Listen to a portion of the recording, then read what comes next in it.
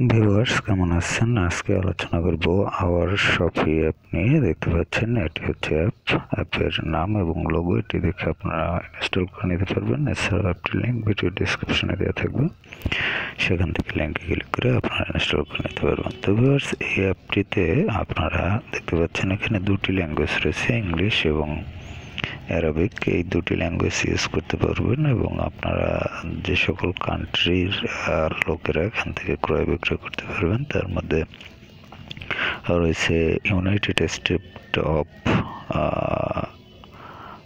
আরব আমিরাত, মনে হয় সম্ভবত ইউএই, তারপর রয়েছে ওমান, কাতার এবং কুয়েত, বাহরাইন এবং সৌদি।